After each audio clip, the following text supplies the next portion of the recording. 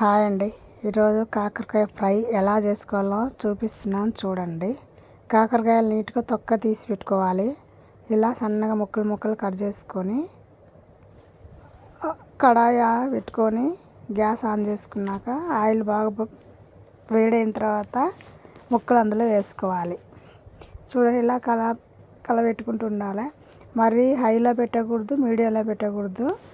ఇలా చేసుకొని brown colour వచ్చేంత వరకు ఫ్రై చేసుకోవాలి. చూడండి, ఇలా ఇట్లా మొత్తం ఫ్రై చేసుకోవాలి. ఫ్రై చేసుకొని మొత్తం చూడండి ఇలా తీసుకొని వేరే దాంతో వేసుకోవాలి. ఇట్లా వేసుకుంటే ఆయిల్ అంతా కిందికి వెళ్ళిపోతుంది.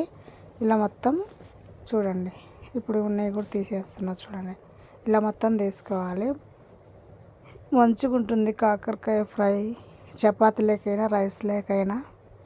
ఇప్పుడు కొంచెం మళ్ళీ హైలో పెట్టాను, ఎందుకంటే ఆయిల్ బాగా వేడవనికి. చూడండి,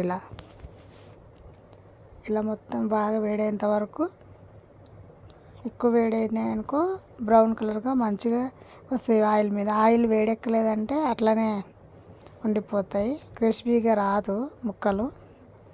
చూడండి, ఇలా మొత్తం ఆయిల్ బౌల్గా అయ్యేటట్టుగా ఉంచేసాను. బాగా ఎక్కువ వేడైతే మంచిగా వేడైందా లేదా చూసాను నేను. ఇప్పుడు చూడండి, ఇట్లా చూసిన తర్వాత ఇట్లా చూసుకోవాలన్నీ. ఇట్లా ఒక ముక్క వేసి చూసాను. మళ్ళీ వేడైనాక ఉన్నాయన్నీ వేసేస్తున్నా. చూడండి, ఇలా మొత్తం వేసేసి ఇవి కూడా చూడండి కలబెట్టుకోవాలి ఒకసారి. మళ్ళీ ఇలా మొత్తం కలబెట్టుకొని ఇవి కూడా బ్రౌన్ కలర్ వచ్చేంత వరకు మొత్తం దగ్గరుండే కలబెట్టుకోవాలి. దగ్గరుండి అంతా చేయకపోతే మాడిపోతాయి. ఇప్పుడు ఆల్రెడీ దాంతో కావాల్సిన మసాలా రెడీ చేస్తున్నా, చూపించినవి చూడండి. ఉప్పు, కారానికి మిరగాయలు వేస్తున్నాను, పసుపు వేసాను, జీలకర్ర వేసాను, కరివేపాకు కడిగి పెట్టుకున్నాను, అల్లం వెల్లుల్లి పేస్టు. ఇప్పుడు మిక్సీ జార్ తీస్తున్నా. చూడండి, ఇందులో వేస్తున్నాను అన్నీ. చూడండి ఏమేమి కావాలో.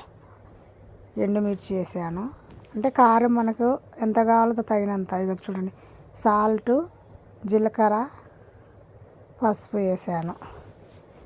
ఇప్పుడు చూడండి తెల్లగడ్డలు కూడా వేసాను, వెల్లుల్లి కూడా 4 రెబ్బలు, అల్లం వెల్లుల్లి పేస్ట్ వేస్తున్నా. అయినా కానీ ఇప్పుడు అవన్నీ మిక్సీలో గ్రైండ్ చేసి పౌడర్ చేసుకొని సైడ్ పెట్టుకోవాలి.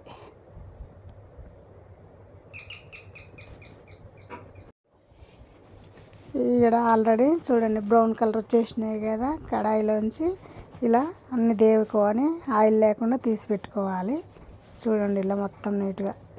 ఇప్పుడు మనకు ఆయిల్ ఎంత కావాలో అంత ఉంచుకొని ఎక్కువ ఉన్నది తీసి వేరే బౌల్లో పెట్టేస్తున్నాను నేనైతే. నాకు ఎంత కావాలో అంత చేస్తున్నాను. చూడండి, ఇప్పుడు ఆయిల్ ఎంతసేపు వేడెక్కుతుందా అని చూస్తున్నాను.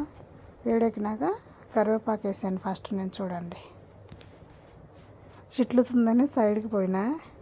చూడండి, ఇది ఆల్రెడీ మనము మిక్సీ పట్టు పెట్టుకున్నాం కదా ఇందాక, అన్నీ ఆ పౌడర్ వేస్తున్నాను ఆయిల్లోనే. చూడండి, ఇలా ఆయిల్లో వేసిన తర్వాత అదే మొత్తం కలుపుకోవాలి. అట్లా చూడండి, అలా అంతా ఫ్రై అయినట్టు అవుతుంది కదా.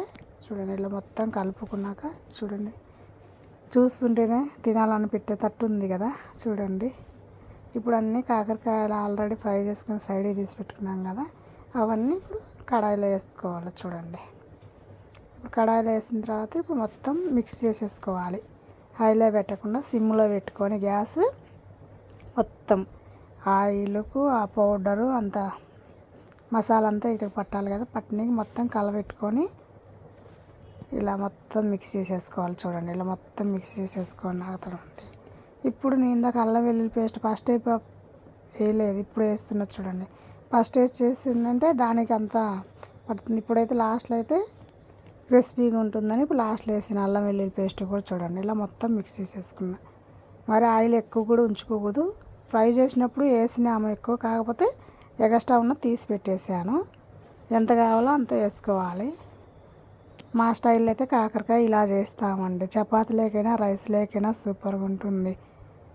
1 వీక్ దాకా నిల్వ ఉంటుంది. కారము, ఉప్పు అవి టేస్ట్కి తగినట్టు, ఎవరు ఎక్కువ తింటారు తక్కువ తింటారుగా వాటికి తగినట్టు చూసుకొని చేసుకోవాలి. చూడండి, ఇలా మొత్తం ఫ్రై అయిపోయింది. చూడండి కాకరకాయ. Okay, bye.